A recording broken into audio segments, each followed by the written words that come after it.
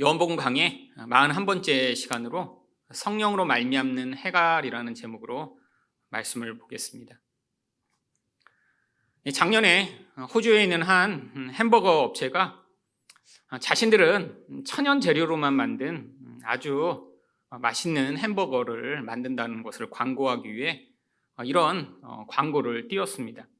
트럼프 대통령이 저렇게 맥도날드를 먹고 있는 사진과 함께 거기다 영어로 You are what you eat 이라는 저런 광고를 호주에서 띄웠습니다. 트럼프는 자기가 맥도날드 햄버거를 맨날 먹는다고 이야기하던 사람이거든요. 근데 그렇게 맥도날드만 먹으니까 네가 트럼프처럼 됐지라고 하는 비아냥과 함께 우리가 만드는 햄버거는 아주 천연 재료로 만든 좋은 것이다라는 것을 강조하고자 했던 것이죠. 당신이 먹는 것이 당신이다, 이런 뜻입니다. You are what you eat. 근데 먹는 것이 그 사람을 나타낸다라고 하는 이런 의미는 사실 이 광고회사에서 처음 쓴 게 아니라 최초로 바로 의학의 아버지라고 불리는 히포크라테스의 말이기도 합니다. 수천 년 전에 히포크라테스는 우리가 먹는 것이 곧 우리 자신이 된다, 음식은 약이 되기도 독이 되기도 한다라고 이야기를 했다라고 합니다. 정말 이 히포크라테스의 말처럼 우리가 먹는 게 사실 우리 자신의 건강을 좌우하죠. 가공식품을 좋아하고 또 패스트푸드를 먹고 흰 밀가루, 흰 설탕, 또 기름기 많은 음식을 계속 먹는다면 결국 몸이 건강할 수가 없습니다. 우리 입에서는 계속해서 달고 짜고 기름진 것을 원하지만 사실 그게 우리 몸에 좋은 것이 아니죠. 그런데 왜 우리가 자꾸 그렇게 건강이 나쁘다고 하는 것을 좋아할까요? 결국 입맛이 그것에 길들여져서 그렇죠. 더 달고 더 기름진 것을 자꾸 먹다 보면 사실 그 입맛이 그 사람의 그냥 중요한 입맛이 돼서 너무 자극적이지 않은 다른 것들은 더 이상 먹을 수 없게 돼버리는 것입니다. 그런데 우리 영혼도 똑같습니다. 우리 영혼은 늘 허기지거든요. 이 영혼의 허기짐을 성경은 공허라고 하는 단어로 사용합니다.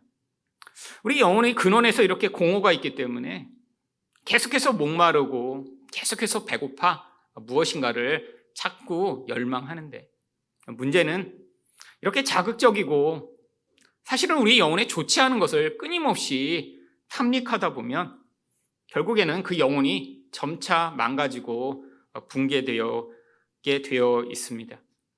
결국 영혼은 이런 공허를 가지고 있기 때문에 우리는 어떤 상황에서도 끊임없이 목마르며 만족하지 못하고 또 감사하지 못하며 또 쓸데없는 것을 추구하며 살아가게 되어 있죠.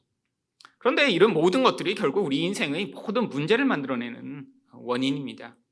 간절히 열망하는 것들을 얻어도 그 기쁨은 얼마 가지 못하고, 내가 내 상황이 이렇게 변화됐으면 좋겠다라고 그렇게 열망하고 애써서 그런 상황과 환경을 만들어도 그 만족은 지속되지 못합니다.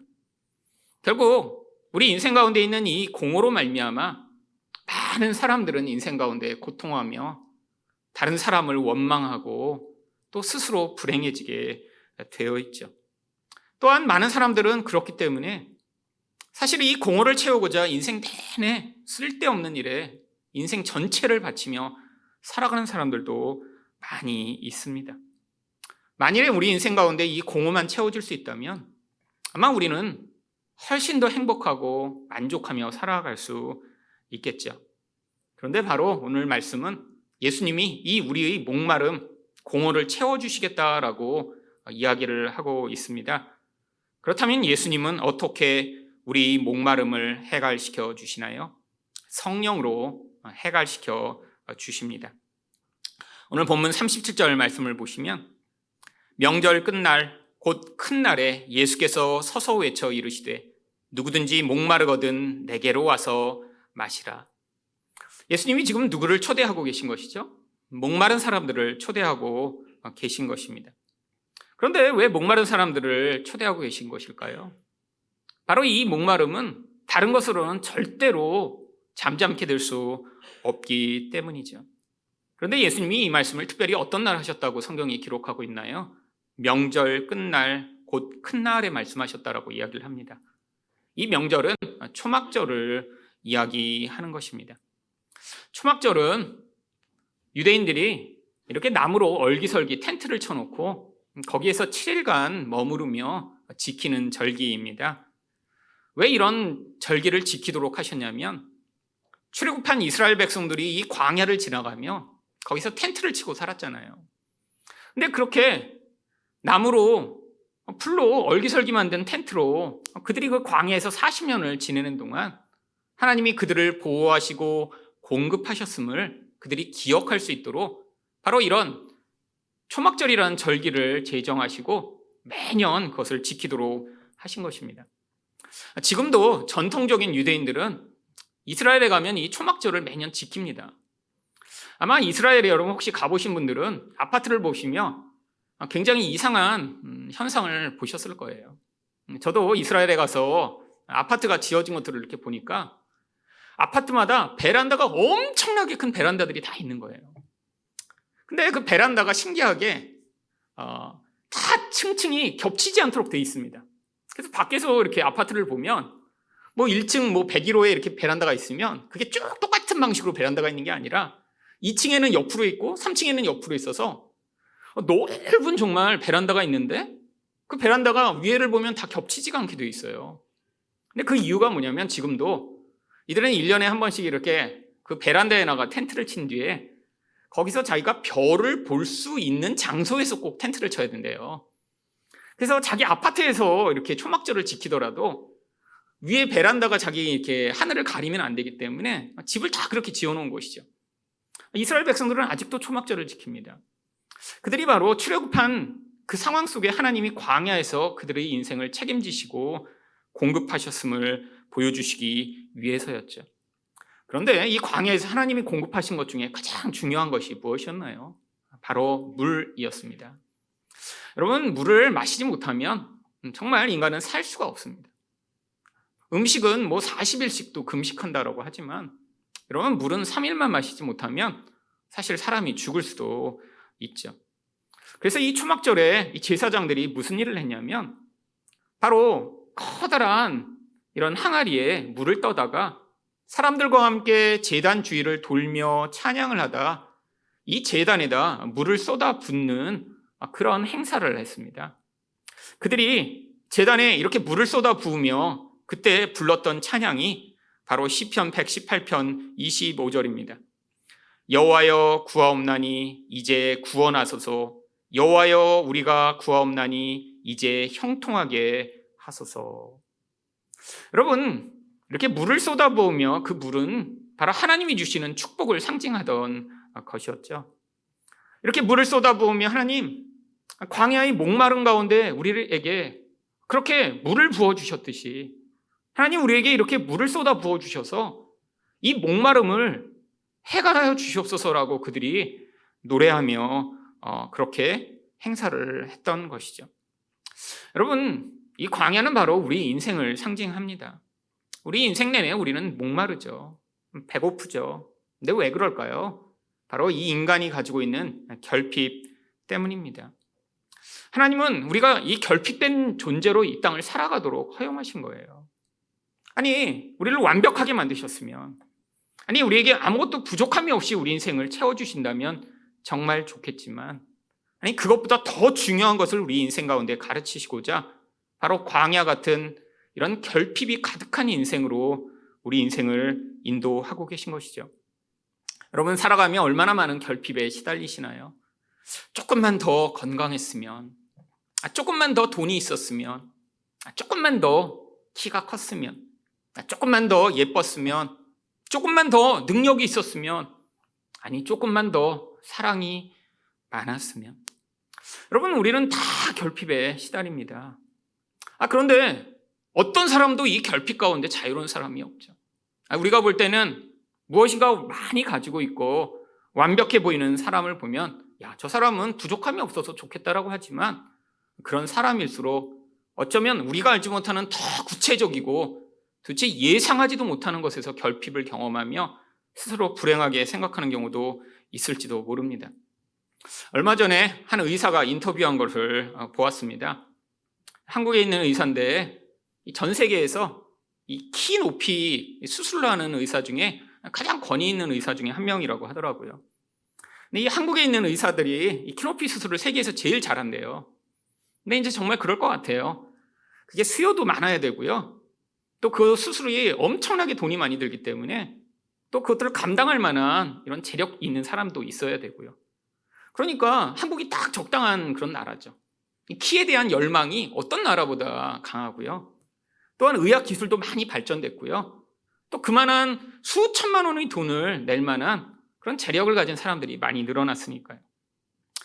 그런데 이 키높이 수술이라는 게 그냥 쉬운 수술이 아닙니다. 생각만 한번 해보세요. 일단 다리를 잘라야 돼요.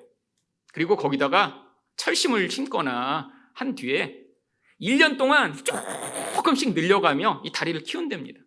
그래서 한 1년 정도에 걸쳐서 이 다리 길이를 늘리고 나면 한 10cm 정도 크게 할 수 있다고 하더라고요. 근데 이게 무조건 수술을 한다고 다 잘 되는 것도 아니고 수술을 한 뒤에 엄청난 후유증에 휘달리는 사람도 많이 있다고 합니다. 그렇잖아요. 뼈가 원래 이렇게 붙어있는 거를 잘라서 늘리는데 뭔가 문제가 생길 가능성이 굉장히 많이 있는 수술이죠. 그래서 아주 많은 고민을 하고 아주 심각한 그런 열등감과 또 그런 문제를 가진 사람이 아니고는 쉽게 시술할 수 있는 수술이 아니죠. 그런데 예상외로 전혀 수술받지 않을 것 같은 사람들이 와서 수술을 해달라고 하는 경우들이 많이 있다고 합니다. 가장 대표적인 경우가 키가 186cm 되는 한 청년이 자기가 10cm 정도 키를 크게 하고 싶다고 찾아왔대요. 물론 한국 사람은 아니었답니다. 북유럽에서 한국이 제일 수술을 잘한다니까 수소문을 내서 한국까지 온 거예요. 근데 186cm요. 지금 저희 교회에서 제일 키 큰 분도 186cm가 안 되는 걸로 알고 있습니다. 근데 거기서 10cm를 더 크게 하겠다고 온 거예요. 이유를 알고 보니까 이 북유럽의 아주 명문가 가정의 자제인데 그 나라에서 정치가가 되려면 키가 190은 최소한 넘어야 정치가가 될 수 있다고 합니다. 그러니까 지금 186cm니까 조금 작은 거예요. 아니 한 195cm 정도 되면 내가 이 정치가들 사이에서 더 이렇게 키 큰 사람으로 영향력을 미칠 수 있는데 그것 때문에 자기 정치 인생에 문제가 생길까 봐 정치계에 앞으로 나아가기 전에 미리 수술을 받겠다고 찾아왔다고 하더라고요. 여러분 명문가 이름만 대면 알만한 그런 북유럽의 어떤 나라의 정치 가문의 아들인데 사실 보통 사람이라면 생각하지도 않을 그런 결핍을 가지고 있었던 것이죠. 여러분 바로 이게 인생입니다. 겉으로 보면 모든 걸 다 가진 것 같은데 사실 인간이란 존재는 완벽할 수가 없는 것이죠. 바로 이 초막절은 예수님이 이런 인간의 이 결핍을 우리가 깨달아 그 구원을 예수님으로 말미암아 체험받도록 우리가 하나님 앞에 나올 수 있도록 우리가 그것을 기억하도록 주신 날이죠. 여러분 구약 성경에서 하나님은 여러 차례 결국 하나님이 우리 목마름을 채워주실 것이라는 것을 약속해 주셨습니다. 대표적으로 이사야 49장 10절을 보시면 그들이 줄이거나 목마르지 아니할 것이며 더위와 볕이 그들을 상하지 아니하리니 이는 그들을 긍휼히 여기는 자가 그들을 이끌되 샘물 근원으로 인도할 것임이라. 하나님이 이렇게 우리를 긍휼히 여기셔서 샘물 근원으로 인도하여 우리 목마름을 채워주시겠다라고 약속하고 있습니다. 그런데 이 약속이 단순히 그냥 우리 배고픔과 우리 육적 목마름이 아니라는 사실을 또 여러 곳에서 말씀하고 계세요. 이사야 58장 11절을 보시면 여호와가 너를 항상 인도하여 메마른 곳에서도 내 영혼을 만족하게 하며 내 뼈를 견고하게 하리니 너는 물된 동산 같겠고 물이 끊어지지 아니하는 샘 같을 것이라. 하나님이 무엇을 우리에게 주셔서 우리를 목마르지 않게 하시는 것이 아니라 우리 자체가 샘이 되듯이 우리 영혼이 끊임없이 물이 솟구치는 그런 샘물이 되도록 만들어주시겠다라고 약속하고 계신 것이죠. 여러분 도대체 우리가 어떻게 그런 샘물이 될 수 있나요? 우리 공허의 근원이 우리 안에 있어서 무엇을 많이 가져도 목마르고 아무리 열심을 내 어떤 것들을 이루어도 허무한 것이 우리 인생인데 근데 도대체 어떻게 그 일을 가능케 하시겠다라고 말씀하신 것인가요? 바로 그래서 그것들을 보여주시고자 이 이스라엘 백성들을 바로 광야에서 샘물로 먹여주신 것입니다. 민수기 20장 11절을 보시면 모세가 그의 손을 들어 그의 지팡이로 반석을 2번 치니 물이 많이 솟아나오므로 회중과 그들의 짐승이 마시니라. 여러분, 광야에서 목말라 이스라엘 백성들이 불평을 합니다. 목말름 때문에 원망을 하게 되죠. 그리고 우리가 차라리 죽는 게 낫겠다라고 나중에는 분노를 표출해내기 시작합니다. 사실 우리 인생과 똑같지 않나요? 아니, 정말 죽을 것 같은 그런 문제는 아닌데 아주 사소한 결핍으로 말미암아 인생을 포기하고 싶고 모든 것들을 다 그만두고 싶을 때 얼마나 많이 있나요? 여러분, 저도 예전에 그런 적이 많이 있습니다. 아니, 정말 죽을 만한 그런 문제도 아닌데 우리 집에 돈이 없으니까 차라리 이런 인생을 사느니 살지 않는 게 좋겠다.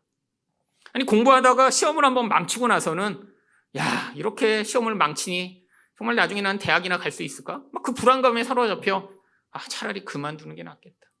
무슨 일을 하다가 뭔가 안 되고 나면 그 좌절에 의해 그냥 차라리 모든 걸 다 그만두고 싶다라고 고백하는 이 원망과 불평으로 가득한 인생. 그런데 하나님이 그들을 향해 바로 이 반석에서 물을 내 그들의 그 갈증을 해결시켜 주셨습니다. 그런데 이게 바로 예수님을 모형하던 것이죠. 그래서 바울은 고린도전서 10장 4절에서 이것에 대해 무엇을 치라고 이야기를 하나요? 다 같은 신령한 음료를 마셨으니 이는 그들을 따르는 신령한 반석으로부터 마셨음에 그 반석은 곧 그리스도시라. 메시아를 보내셔서 이 메시아인 그리스도가 이 인간의 이 불평과 불만족을 야기하는 그 근원적인 영혼의 공허를 채워주실 것을 이 광야에서 반석에서 물을 주시는 그것을 통해 미리 맛보게 하셨다라는 것입니다. 그럼 바로 이것을 기념하는 날이 초막절이에요. 광야에서 목마른 인생을 살아가며 하나님, 우리를 구원하소서, 우리를 형통케 하소서, 이 목마름을 채워주소서라고 간구하며 구약에서 약속하셨던 그 생수, 그 목마름을 해결하게 할 그 생명수를 우리에게 주소서라고 간구하도록 가르치셨으니까 이제 예수님이 오셔서 내가 그 생수야, 나를 먹는 자, 나를 믿는 자는 이제 목마르지 않을 거야 라고 말씀해 주신 것이죠. 그래서 38절에 예수님이 이렇게 말씀하신 것입니다. 나를 믿는 자는 성경에 이른 것 같이 그 배에서 생수의 강이 흘러나오리라. 여러분, 예수님을 어떻게 먹을 수 있다라고 말씀드렸죠? 믿는 것이 먹는 것이라고 말씀을 드렸습니다. 여러분, 먹는다라고 하는 건 육적 비유죠.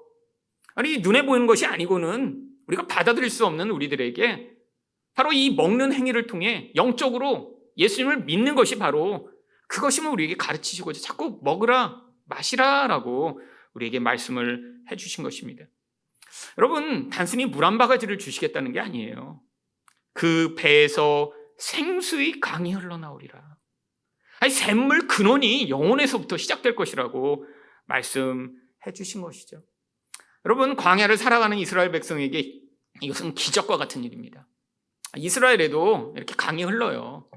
근데 이스라엘에 있는 강의 대부분은 이 한국에 있는 강처럼 1년 내내 흐르는 강이 아닙니다. 건기에는 강이 없어져 버립니다. 그랬다가 우기에만 강이 갑자기 생겨서 막 물이 흘러가는데 몇 개월 그렇게 흐르다가 또 물이 사라져 버려요. 아니, 그러니까 계속해서 물을 얻을 그런 샘물이 필요한 것이죠. 아니, 이스라엘에도 몇 군데 그런 계속해서 흘러나오는 샘물이 있습니다. 근데 소수만이 그 혜택을 누릴 수 있죠. 목마를 때, 정말로 뜨거워서 너무나 갈증이 날 때 쉽게 물을 얻지 못하는 이 사람들에게, 아니, 내 배에서부터 계속해서 이 생명의 강이 흘러나온다고? 이 배는 바로 우리 영혼을 이야기하며 인간의 가장 근원적인 부분을 이야기하는 것입니다. 근데 바로 이 생수가 무엇이라고 예수님이 말씀하셨나요? 39절입니다. 이는 그를 믿는 자들이 받을 성령을 가르쳐 말씀하신 것이라. 예수께서 아직 영광을 받지 아니하셨으므로 성령이 아직 그들에게 계시지 아니하시더라. 여러분, 성령이 바로 생수라고 말씀하신 것입니다. 아니, 그런데 예수님이 영광을 받지 않으신 것과 아직 성령이 우리에게 주어지지 않은 것 사이에는 도대체 무슨 관계가 있는 것일까요? 여러분, 예수님이 영광을 받으셨다라고 하는 건 십자가에서 달려 죽으시고 부활하심으로 말미암아 하나님의 이 죽음을 이기는 능력이 얼마나 강력하고 우리를 향한 사랑이 얼마나 온전한 것인가를 보여주시는, 그것이 바로 하나님의 영광입니다. 그러니까 예수님이 아직 십자가에 죽고 살아나시지 않았기 때문에 아직 당시의 사람들에게는 성령이 임하지 않았다라고 하는 것이죠. 근데 왜 예수님이 십자가에 죽고 다시 살아나셔야 사람들에게 성령이 임하는 것일까요? 바로 성령이 우리에게 오시기 위해서는 죄 문제가 해결돼야 되기 때문입니다. 여러분, 이 성령은 인간의 공허만을 채우는 단순히 이런 어떤 부족한 것을 채워주는 역할만을 하는 것이 아니죠. 성령의 가장 중요한 역할은 바로 우리가 하나님과 함께 할 수 있도록 만드는 것입니다. 여러분, 인간의 가장 큰 불행은 우리가 하나님과 함께 해야 되는데 하나님과 함께 하지 못하는 거예요. 여러분, 이게 바로 죄의 본질입니다. 하나님이 그래서 그렇게 자기 아들을 희생하여 우리 죄를 해결하시고자 애쓰시는 목적이기도 하죠. 여러분, 예수님이 십자가에 달려 죽으시고 다시 살아나심으로 이 죄 문제를 해결해 우리에게 가장 중요한, 우리는 그 필요를 느끼지 못하지만 하나님이 오실 때는 우리 인생 가운데 무엇보다 소중한 바로 이 성령을 주시고자 하는 것이죠. 여러분, 예수님의 희생은 바로 이 하나님이 우리에게 주시는 이 성령이 얼마나 가치 있고 귀한 것인가를 보여주는 가장 큰 증거입니다. 여러분, 그래서 이 예수님의 희생을 정말 귀하고 값진 것이라고 받아들인다면 아마 우리는 무엇보다 이 성령으로 말미암아 내 영혼의 이 공허와 갈증이 체험받기를 열망해야 하는 것이죠. 여러분, 새해가 돼서 올해는 내가 이렇게 살았으면 좋겠다, 아마 그런 결심과 고민들을 하신 분이 있을 것입니다. 저도 30대까지는 매년 이렇게 새해 첫날이 되면 거의 하루 종일 올해는 내가 이렇게 살아야지, 작년에 이렇게 못했으니까 그거 했었어요. 근데 이제 한 40점 넘어가니까 해도 맨날 똑같더라고요. 1년 내에 그렇게 매일 고민을 해야지 하루 그냥 종일 이렇게 하고, 나는 올해 잘못했어, 올해는 이렇게 살아야 되는데 근데 그렇게 하루 고민한다고 그게 바뀌지 않는다는 걸 깨달았어요. 그래서 제가 한 40이 넘어가면서는 정말 이제 멈췄습니다. 그래서 어제도 그 생각이 나더라고요. 1월 1일인데 또 해야 되는 거 아니야? 근데 이제 옛날에 제가 해놓은 걸 보니까 막 10페이지, 15페이지씩 썼어요. 막 1년의 막 후회, 내가 잘못한 일, 사랑하지 못한 것. 여러분, 인간의 노력의 한계가 여기까지입니다. 그렇게 10페이지를 써놓고도 한 3일 정도밖에 못해요. 여러분, 우리 본질에서부터 변화가 시작되지 못하면 여전히 갈망하고, 여전히 목마르고, 여전히 실패하고, 여전히 불완전한 채 살게 되죠. 근데 우리를 온전하게 만드실 이 온전한 은혜가 바로 이 예수 그리스도의 희생으로 말미암아 주어졌다라고 하는 것입니다. 여러분, 바로 지난주에 제가 읽은 한 글입니다. 미국에 사는 30살 된 니콜렛 서머스라는 한 여인이 인터넷에 공개적으로 감사의 편지를 올렸는데 이게 제가 읽은 글 중에 하나였어요. 이 니콜렛 서머스라는 여인은 바로 2년 전에 아이를 출산을 했습니다. 젊은 애 엄마예요. 근데 아이를 낳고는 3개월 만에 갑자기 심장 이식 수술을 받아야 되는 급성 심부정증에 걸렸다고 합니다. 긴급하게 수술을 하지 않으면 죽을 수밖에 없는 그런 상황이었어요. 아이가 태어나서 3개월밖에 안 됐는데 정말 심장 이식 수술을 하지 않으면 죽게 되는 이런 상황이라니요. 근데 이 심장 이식 수술이 쉬운 게 아닙니다. 보통 신청을 하면 평균적으로 9개월에서 10개월 정도를 기다려야 수술받을 자격이 보통 주어진다고 해요. 이 여자 같은 경우는 지금 급성으로 임신성으로 생긴 아주 희귀병이기 때문에 당장 수술받지 않으면 죽는데 9개월을 어떻게 기다리나요? 근데 기적적으로 9일 만에 심장 기증을 받았습니다. 그래갖고 바로 수술을 했어요. 그래갖고 바로 재작년 크리스마스에 수술을 해서 이 여자가 살아났습니다. 그리고 이제 1년이 돼서 바로 이 크리스마스에 누군지 모르는 기증자 분께라는 공개 편지를 올려 이제 인터넷에 올렸습니다. 약간 길지만 한번 이 엄마의 마음을 여러분 느끼시면서 들어보시면 좋을 것 같아요. 당신과 가족분들이 저희 영원토록 감사하는 마음을 알아주시길 바랍니다. 당신이 주신 인생 최고의 선물 덕분에 저는 제 아들 인생의 일부로 살 수 있게 되었습니다. 생면부지의 당신이 엄마를 살려줘 곁에 있게 해주셨다고 제 아들에게 늘 말할 것입니다. 당신이 주신 심장으로 제 아들에게만 멋진 인생을 살게 하는데 그치지 않고 다른 많은 사람을 도와줄 것을 약속드립니다. 나는 매일 당신을 생각하며 언제나 당신이 자랑스러워할 만한 사람으로 살아가겠습니다. 그리고 당신과 저에 관한 얘기를 널리 알려 가능한 한 많은 생명을 구할 수 있도록 돕는데 최선을 다하겠습니다. 당신이 주신 이 아름다운 선물에 깊이 감사드립니다. 여러분, 정말 예수님의 은혜를 깨달은 사람이 예수님께 딱 쓰면 좋을 만한 내용이 가득 담겨 있습니다. 여러분, 세상에서 심장을 기증받은 건 정말 큰일이죠. 누군가가 한 명 죽고 그 희생으로 그 심장을 받아 이젠 자기 아들 더 이상 볼 수 없게 된 그 엄마가 살아나 이렇게 멀쩡하게 자기 아들과 크리스마스를 누리게 된 게 너무 감사해. 내 아들에게 평생토록 당신 덕분에 내가 너와 함께 있을 수 있게 됐어 라고 이야기하며, 아니 그 아들만을 위한 삶이 아니라 많은 사람들에게 이렇게 도움이 되는 인생을 살고 당신이 자랑스러워할 만한 그런 사람으로 살아가겠노라고 고백하는 이 고백. 여러분이 정말 예수 그리스도의 희생으로 참 생명을 얻고 이 죽음과 같은 공허에서 구원을 받았다면 아마 이 엄마가 가지고 있는 이런 마음으로 우리 또한 살아야 되지 않을까요? 여러분, 이 공허는 바로 죽음의 현상을 가장 잘 보여주는 것입니다. 끊임없이 무엇인가 채워도 채워지지 않는, 아니 아무리 노력하고 애써도 절대로 메꿀 수 없는, 무엇인가 좋은 것을 누리고 무엇인가 열심히 해서 성취를 해도 그 만족이 지속되지 않는 사람마다, 그래서 이 공허를 채우고자 참 다양한 것들을 추구하죠. 그런데 바로 성경에 누구보다도 이런 공허가 커서 깊어서 끊임없이 그 공허를 채우고자 이 남자 저 남자를 찾았던 우리 사마리아 여인의 이야기를 알고 있습니다. 요한복음 4장 14절에서 예수님이 그에게 뭐라고 말씀하셨죠? 내가 주는 물을 마시는 자는 영원히 목마르지 아니하리니 내가 주는 물은 그 속에서 영생하도록 솟아나는 샘물이 되리라.